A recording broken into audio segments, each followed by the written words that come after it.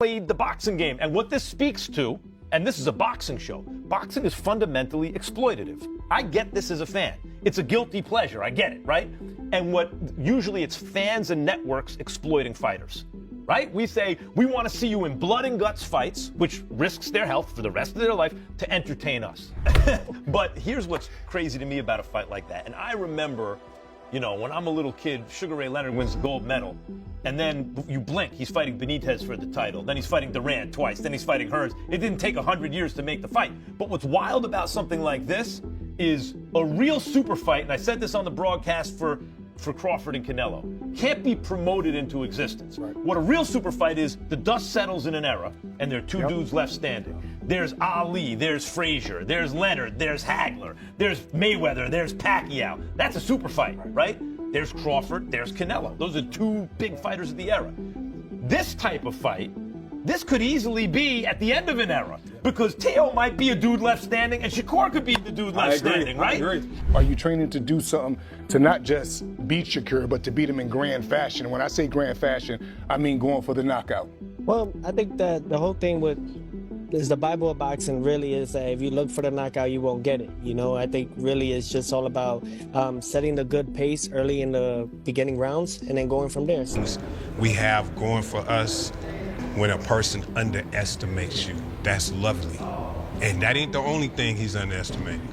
So we're good. Max Kellerman says this fight is far from an easy assignment, describing it as a dangerous matchup for Shakur and a genuine, high-level test of skill, composure, and overall boxing ability under pressure. Aesthetically pleasing fight. We've seen the way Teo goes against some of these boxers. We've seen Shakur in some bad fights, obviously. Although Shakur looks pretty damn good against Williams Zepeda. Teo's not a pressure guy. He likes to counter punch. Two counter punchers, really. Yes, it is not but there are some fights, guys. I think about Pernell Whitaker and Buddy McGirt, or Sugar Ray Leonard and Wilfred Benitez. I love the high-speed chess match. Yeah. Not every fight has to be rock'em sock'em robots, right? That is, I agree with you. Aesthetically, there could be problems because someone has to take the lead, and they're both counter punchers. But Chris, Teo has some angles with his feet that might bother a guy like Shakur. That's exactly what I was thinking. He has great angles with the feet. He moves greater in the ring. And combination fighter, to me, combinations is the best. Teo remains completely determined and insists that this fight will serve as a rude awakening for Shakur Stevenson once they finally step into the ring and face each other head-on. Number one, my mandatory, and he didn't. He was too hesitant, trying to commit to punches. So I think that it's just something that's going to be a rude awakening for Shakur. Hey, Doug, you hear that? He said the Bible of boxing. What else is called the Bible of boxing? Ring Magazine. And he's a two-division, Ring Magazine champ. Great ambassador for those championship belts as well. Yep, absolutely. I'm very big on those things. I claimed 2 weight divisions, 2 Ring Magazine belts. Shakur's coach, Jack, explains that they stayed committed to their usual training methods and routines, but this time they carefully adjusted the overall strategy to prepare him in a smarter, more calculated way for what lies ahead. Trying a few new little things, you know what I'm saying? But other than that, it's basically the same thing we've been doing. We changed the strategy, but no camp is never exactly the same. So, yeah, it's just like always. We may try a little bit of this, a little bit of that, but it's mainly the same things.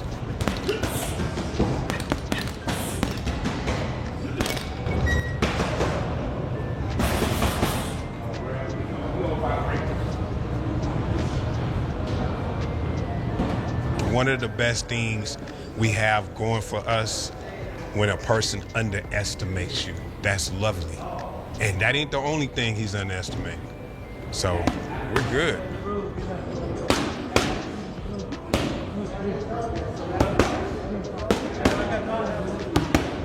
Max Kellerman says that although Shakur's power is undeniably impressive and commands respect, Teo's strength and movement inside the ring are equally formidable, consistently highlighting his determination, ring intelligence, and overall skill every time he competes. And the thing I like about Teo's style, when you have a guy like Shakur whose defense is that good, and he's not just a guy who's going to hug you, he can box, the easiest thing in the world is just to pick him against everybody. Right. Yes. But Teo also has the kind of footwork, Malik, where he steps around guys. And I think about Buddy McGirt, Meldrick Taylor. Yes. Roy, where Meldrick had quick enough feet Where if you were going to come right at Buddy McGirt, he could box you. But Meldrick could give him angles that were more difficult. I think of Roy Jones, James Toney. If you were going to go at James Toney, forget it. His defense is too good. But Roy had the feet to move around James Toney, and maybe Teo has the feet to move around Shakur. I seriously doubt it, man. Shakur is a whole different type of animal. His ring IQ is up there with the best. He's getting literally, I don't know how many times we've seen two. Shakur says that people constantly criticize him and refuse to give him the credit he truly deserves, often minimizing his accomplishments, downplaying his performances, and dismissing his opponents as insignificant despite what he has achieved in the ring. And just kept it moving. I do feel like I am in a situation that when I do make fighters look bad and beat them up, the first thing that they going to run to is, oh, this guy wasn't that good, or this guy is not nobody. They're going to take away from my resume, same way they did with Bud. Just like my last fight, they turned the dude that I was fighting and they say he's a cab driver. But I want to say his fight before he fought me, he fought Nakatani. And no disrespect to Teo. Teo had, a majority decision with Nakatani. Lomachenko, it took him 9 or 10 rounds to get him out of there. That dude got him out of there in 6. So he couldn't be as bad as how they made him seem. But I think I'm just in a lose situation when it comes down to it, because anybody that I fight, this time, he says he is fully determined to prove himself beyond any doubt and finally silence the critics and doubters who continue to question his ability and accomplishments. I would put my money on Shakur, but I won't be surprised if Teofimo surprises us all, for sure. I think I'm underestimating Teofimo a little bit, but I don't think he can make the necessary adjustments to his own style to combat what Shakur does best. But he could definitely prove me wrong, for sure. Meanwhile, Ryan Garcia has openly shared his perspective on the highly anticipated showdown between Shakur Stevenson and Teofimo Lopez, offering a balanced and thoughtful breakdown of the matchup. While Garcia leans toward Shakur as the more likely winner going into the fight, he is quick to acknowledge that Teofimo is a dangerous opponent who cannot be underestimated under any circumstances. Garcia explains that Stevenson's elite skill set, exceptional speed, sharp timing, and high-level defensive mastery give him a clear edge on paper, making him a difficult challenge for anyone competing in the lightweight division today.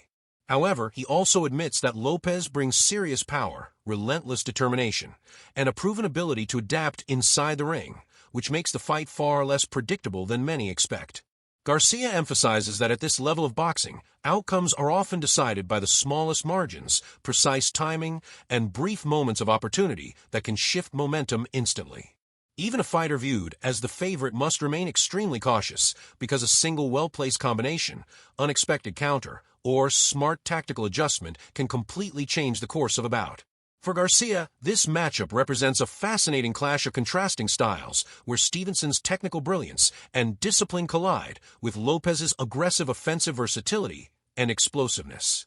While he ultimately favors Shakur to come out on top, Garcia stresses that Teofimo possesses all the necessary tools to pull off a surprising and statement-making victory. You got to hit him first.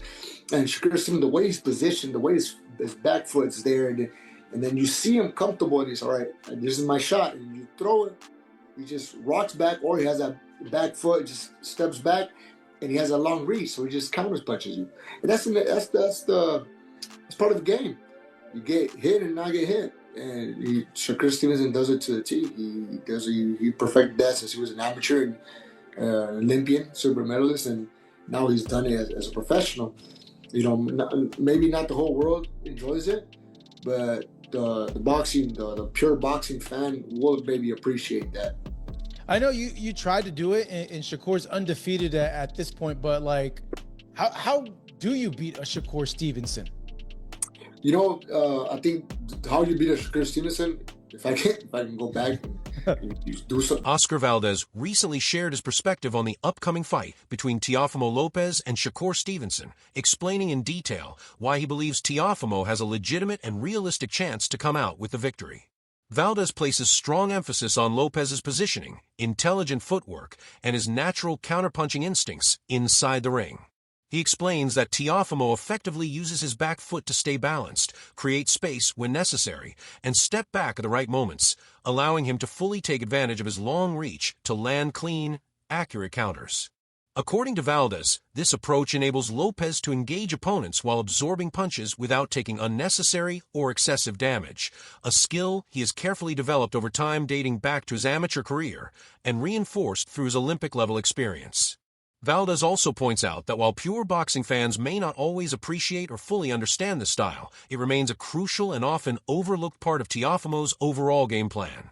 He stresses that defeating a fighter like Shakur Stevenson is not about reckless aggression, but instead requires discipline, patience, precise timing, and the ability to apply smart, calculated pressure throughout the fight. Make that damage where he has no option. We all got tremendous fighters who box very well. You got Sugar Ray Leonard till Roberto Duran came, and he ended up catching him. You got Sweet Pernell Whitaker.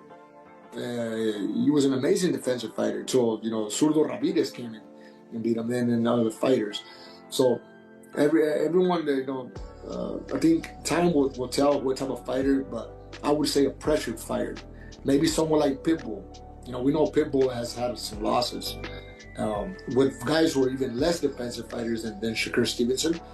So Rayo Venezuela and then Gervonta Davis, and then this. Teofimo must wait patiently for the right moments to land clean, effective shots that can force Stevenson into uncomfortable and difficult positions, much like other skilled fighters have managed to do against technically superior opponents throughout boxing history. Valdez draws clear parallels to past matchups where precision, composure, and perfectly timed opportunities allowed underdog fighters to secure unexpected and memorable victories against more polished rivals. According to Valdez, Lopez's ability to remain calm under pressure, control distance intelligently, and deliver sharp counters at the right time makes him a very real and dangerous threat in this fight. If Teofimo can apply smart, calculated pressure while staying defensively responsible and disciplined, he could seriously test and potentially challenge Stevenson's undefeated record. Valdez views this matchup not simply as a battle of raw talent or athleticism, but as a high-level tactical chess match where Lopez's counterpunching ability, ring awareness, and strategic patience could ultimately play a decisive role in determining the outcome of the fight. Massive fight against Teofimo, Madison Square Garden next week. How do you see that playing out? I see him beating the shit out of Teofimo. I see Teo just, I don't want to really say too much, but I see Teo coming to do what he do, and I see Shakur coming to do what he do, and I just see Shakur doing whatever he want, and any type of way he want it, that's how it's gonna be. And next week is a big week, and I can't wait for bro to show everybody, for real. Should beat the shit out of him. Do you think he's gonna stop Teofimo Lopez? Do you think if he wants to, he can? I mean, he act crazy. I think he can. That's all I'm gonna say. He act crazy. I think he can. Last one. Obviously, with that fight in the horizon, you want to be involved in big fights like that going down, that New York, New Jersey rivalry. Is that something that inspires you when you see Shakur doing this at the highest level? Zach Moses shared his candid and straightforward thoughts on the highly anticipated fight between Shakur Stevenson and Teofimo Lopez, confidently asserting that Stevenson is poised to dominate the matchup from start to finish. He emphasizes that Shakur's elite technical skills, remarkable speed, and high ring IQ give him a clear and significant advantage over Lopez in virtually every aspect of the fight. Moses explains that Stevenson's ability to control distance effectively, read his opponent's movements, and capitalize on even the smallest mistakes makes him an exceptionally dangerous challenge for anyone competing in the lightweight division today. While Moses acknowledges Teofimo's notable power, physical strength, and relentless determination, he firmly believes that Stevenson's extensive experience, calm composure, and intelligent tactical approach will allow him to successfully neutralize Lopez's key strengths. He also references previous bouts, including fights against Vizil and Moten, to demonstrate how Stevenson has consistently handled aggressive, high-pressure opponents, highlighting that his technical style, adaptability, and disciplined approach are exceptionally difficult for challengers to overcome in the ring. That fight sort of in the middle, you got to favor Shakur. But if he's on the back foot, if he's on the ropes, that's going to give Teofimo a lot of opportunities. And what makes Teofimo, I believe, dangerous in this fight, he throws both hands in succession. He's a combination type puncher, and that always serves well if you got a real slick defensive fighter in there. If Shakur can show us a little bit of that, what he had in his last fight, a lot of that work in the center of the ring. It's going to be an exciting fight. I think you got to favor the guy who's in the best condition, not only physically, but mentally. I think, these guys are going to have to lock in, and they can't let, that intricate, you got to have your personal life in order. You know what I'm saying? Leading up to a fight this big. You know what I mean? That's going to be... Antonio Tarver recently analyzed the upcoming fight between Teofimo Lopez and Shakur Stevenson, outlining what he sees as the only realistic path for Lopez to secure a victory. Tarver emphasizes that Stevenson's greatest strength comes from his ability to control distance, utilize sharp angles, and keep the action centered in the ring, which naturally gives him the upper hand and makes it extremely difficult for Lopez to create meaningful openings. However, Tarver explains that if Stevenson is pressured onto the back foot or trapped against the ropes, Lopez suddenly gains critical opportunities to exploit, turning the fight in his favor. His ability to throw precise combination punches and unleash both hands in rapid succession makes him particularly dangerous at close range, especially when facing a highly skilled defensive opponent. Tarver also stresses that beyond physical skills, conditioning, focus, and mental readiness are just as crucial, as they allow Lopez to maintain the pressure, react intelligently, and capitalize on the smallest mistakes throughout the fight. Yeah, I mean, smart money would be on the boxer, Shakur Stevenson, winning the decision. But, if Lopez can make this fight, a lot tougher than expected, and he's going to have to exchange with Shakur. He's a fast fighter. We don't know who's the quickest or fastest here. You have to give the speed edge to Shakur.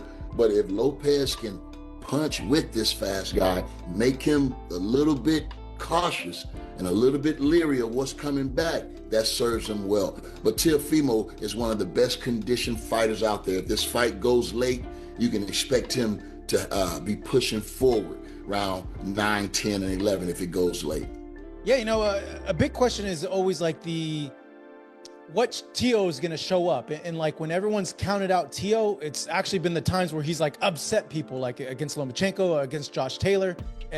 Fights. Both fighters must enter the ring fully physically prepared and mentally focused, setting aside any personal distractions, because at this elite level, even a single lapse in concentration can prove extremely costly. While the statistics and individual traits seem to favor Stevenson as the likely winner on paper, Lopez has the ability to make the fight far more difficult by strategically forcing exchanges and applying pressure at the right moments. By keeping Stevenson wary of well-timed counterpunches, Lopez can disrupt his rhythm, create valuable openings, and potentially shift momentum in his favor during critical stretches. Lopez's exceptional stamina and relentless conditioning also provide him a notable advantage if the bout extends into the later rounds, allowing him to maintain intensity when others might fade. Tarver highlights that Teofimo has a history of rising to the occasion when counted out, pointing to standout performances against elite opponents such as Lomachenko and Josh Taylor.